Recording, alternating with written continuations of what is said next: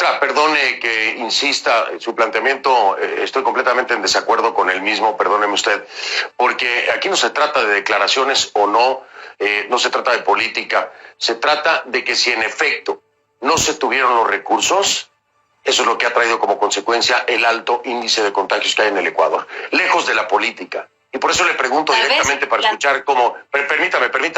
Por eso le pregunto directamente para que me responda como gobierno si se tuvieron o no los recursos. No estoy tocando el ámbito político, no estoy tocando nada más que la emergencia y una posible negligencia del gobierno del presidente Moreno, de acuerdo a las declaraciones de la exministra de la cartera. Así que no nos desviemos ni andemos por las ramas.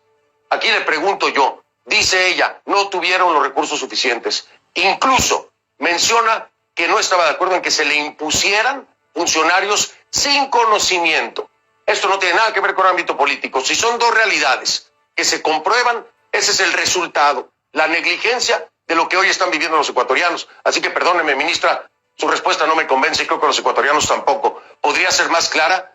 ¿Hubo o no los recursos y hay o no imposición de funcionarios que no tienen conocimiento del tema? Mire, probablemente usted puede insistir sobre este tema y concentrarse en las declaraciones porque ese es su trabajo. El nuestro es enfrentar la crisis y es tomar decisiones. Y quiero comentarle con montos el tema al que se ha referido, que es el tema de la inversión en salud. El año pasado, el año 2019, por fuera del tema de los sueldos, de los salarios, de los médicos, porque en esa materia el Ecuador invierte más o menos 3.000 millones de dólares cada año. Por fuera de eso, las inversiones del Plan Anual de Inversiones ejecutadas entre enero y febrero del año 2019 alcanzaron 90 millones de dólares. En el año 2020, ese mismo rubro, esa misma partida presupuestaria, significó 135 millones de dólares en números cerrados, aproximadamente. Eso es un incremento de casi el 40% de la inversión comparado con el año pasado. Si usted me pregunta si esto es suficiente, yo le diría que no. Ningún país ha tenido recursos suficientes, ni materiales ni humanos, para enfrentar esta crisis. Pasó en Asia, está pasando en Europa, está pasando en Estados Unidos, va a pasar en América Latina. Es la característica de esta pandemia. Por supuesto, lo que pasa con esta pandemia, con la velocidad del contagio, con el porcentaje de personas que requieren atención especializada, lo que pasa es que desbordan los sistemas de salud pública. Entonces, no hay declaración que valga, no hay disputa política, no es irse por las ramas, es enfrentar la realidad en toda su dimensión. Y si es que usted dice que enfrentar esta pandemia es un problema de negligencia, pues este es un problema que estamos enfrentando 120 países en el mundo. Esa es la realidad de la pandemia. Y le digo algo, la realidad de la pandemia, perdón usted, ministra, la realidad de la pandemia es esa, por supuesto que sí, pero le voy a decir una cosa. Hay gobiernos que han logrado actuar a tiempo y que tienen bajos índices de contagio. No así el Ecuador. No se trata de política, se trata de eficiencia, de eficacia. Aquí mismo en los Estados Unidos, el presidente Donald Trump no cumplió con lo que se debía haber cumplido para evitar que hoy y que próximamente Estados Unidos pueda ser el epicentro en el continente. Pero Ecuador no se queda muy atrás, después de Brasil. Entonces explíqueme, por favor, ministra, cuál es la diferencia de un país que ha logrado mantener los índices de contagio bajos y el Ecuador no. No es un tema de política, es un tema de conocimiento, es un tema de buena aplicación de los recursos y es un tema de reacción inmediata. ¿O me va a decir que también eso es un tema de política? Es mucho más que eso. Es parte de lo que usted dice, pero es mucho más que eso y permítame también hacer algunas comparaciones como usted las está haciendo en este momento. Hay que mirar no solamente la política pública, el sistema de salud, sino la respuesta de la población. La respuesta de la población es muy importante. Creo que es difícil comparar la disciplina, la lógica que tiene la población en China, en Singapur, en Corea del Sur, la forma en la que esa población se relaciona con sus gobiernos y lo que pasa en los gobiernos de América Latina, o la dinámica y el comportamiento social que tenemos en Italia o en España o en América Latina. Todavía es pronto para hacer evaluaciones. Quiero insistir sobre eso. Es pronto para hacer evaluaciones. Estamos enfrentando la crisis. Estamos tomando decisiones. Ministra, pero está usted responsabilizando... No, es que perdóneme. ¿Está usted responsabilizando a la población? ¿Es lo que me está diciendo? No, permítame. Estoy haciendo una reflexión. Le estoy dando la oportunidad de aclarar porque Se entendió ¿Qué le como que parece estaba si responsabilizando ponemos el un comportamiento cronómetro para este de la debate? población. Pongamos un No, cronómetro no me para parece. este debate. No me parece. Yo hago las preguntas y repregunto cuando considero. Aquí no pongo cronómetros. Entonces yo respondo Escuche cuando usted lo que le digo. considere también. Escuche lo que le digo. Me parece que es oportuno hacerle la pregunta. Le voy a explicar por qué, ya que no lo entendió. Porque le doy la oportunidad de aclarar que no está culpando a la población. Si usted quiere, no le repregunto, lo dejamos ahí y que interpreten que está acusando a la población. Entonces, le pido, ministra, que no se sienta todo el tiempo atacada. Le estoy dando un espacio porque se entendió que usted hablaba como parte de esa culpa el comportamiento de los ecuatorianos. Y no creo que caiga bien. ¿Puede aclararlo, por favor? Mire, no es un problema de caer bien o de no caer bien. Estoy dándole los datos de la realidad. El gobierno decidió un toque de queda, un bloqueo, una prohibición de salida de los hogares, porque esa es la medida más efectiva que se ha aprobado en todos los países. Aislamiento social y quedarse en casa. Esa es la medida más efectiva. Disminuye la velocidad del contagio. Ningún país en el mundo ha logrado tener un contagio cero, pero lo que se ha logrado en los países que han podido enfrentar con menos dificultad esta crisis, porque creo que nadie puede hablar de éxito cuando esta crisis cuesta vidas humanas en todo el mundo.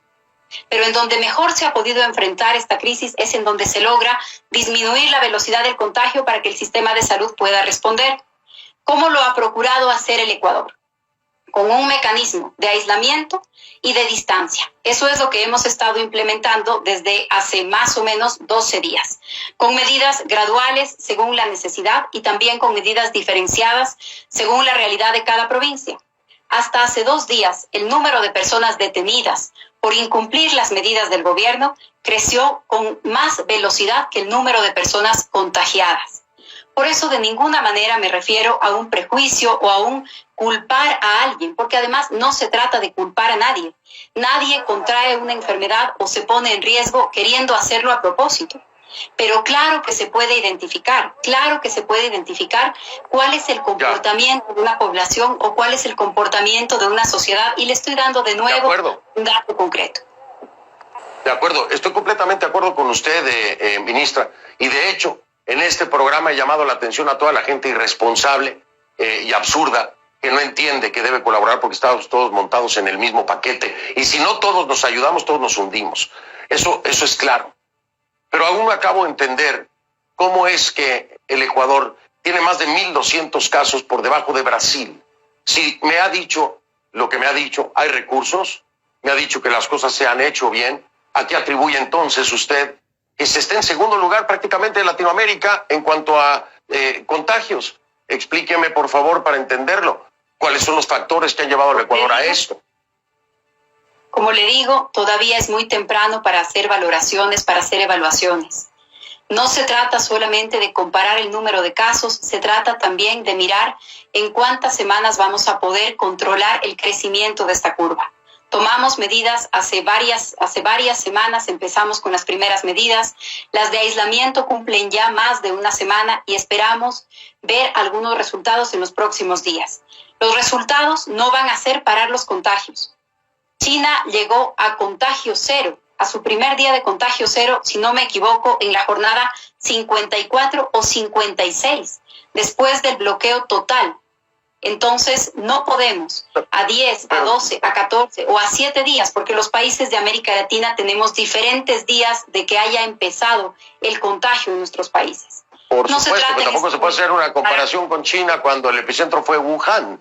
Es decir, la cantidad de infectados en China era impresionantemente mayor, no punto de comparación, vaya. Vamos a entenderlo, hay que decirlo bien. Entonces se llegó al contagio cero en el 54, obviamente, pero con el volumen de contagios, también, ministra, nos salimos de contexto. Déjeme avanzar en otro tema que está preocupando a la población.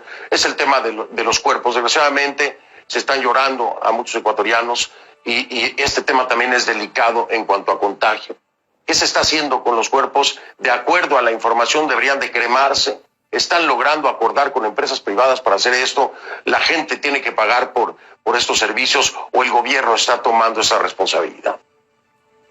Primero, en mi respuesta anterior, yo no me refería al número de personas contagiadas, sino al tiempo en el que se logra llevar a cero el contagio y a las medidas radicales que eso impone. ¿Toma más tiempo de acuerdo al número de personas? ¿No?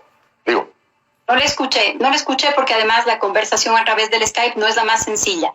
Pero le decía que en la respuesta anterior me refería al número de días después de los que se logra un contagio cero. A eso es a lo que me refería y estamos muy lejos de poder hacer esa valoración. Ahora usted me ha preguntado sobre el tema de las personas que pierden la vida, sobre las personas que mueren como consecuencia de esta enfermedad. En Guayaquil, que es el lugar en donde tenemos el número de mayor cantidad de contagios y también de más alta ocupación hospitalaria, tenemos ya implementado un mecanismo, estamos trabajando con varias instituciones, incluso con el municipio, para hacer este trámite. Doloroso desde el punto de vista humano, no es solamente una estadística, no es solamente la consecuencia de esta pandemia, es también el tema humano que esto implica. Hemos trabajado con algunos protocolos de la Cruz Roja sobre tratamiento digno de cadáveres. Tenemos un protocolo de lo intrahospitalario y de lo extrahospitalario. Las personas no deberán cubrir la cremación. Vamos a procurar cumplir con la cremación como la primera opción mientras tengamos la capacidad suficiente para hacerlo. Me refiero a la capacidad logística, incluso a la cantidad de lugares en donde esto es posible en la ciudad de Guayaquil.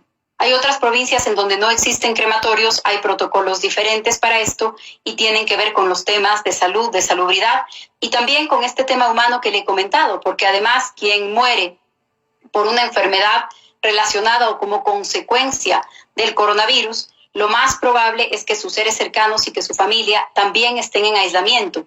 Eso dificulta todas las gestiones y el duelo que implica una muerte en nuestros países. Así que tenemos unos protocolos para el tratamiento médico y también para el tratamiento digno de estos casos. No será un tema sencillo, no lo ha sido en ninguno de los países, lamentablemente. Así es, no lo será en ningún momento. Gracias, ministra María Paula Romo. Felicidades por la aplicación que han lanzado. Ojalá sirva y marque una diferencia. Me tengo que despedir, tengo otro invitado porque en toda Latinoamérica hay repercusiones en diferentes ámbitos. María Paula Romo, ministra de Gobierno del Ecuador, en vivo desde Quito, me acompañó. Gracias, ministra, buenas noches. Buenas noches.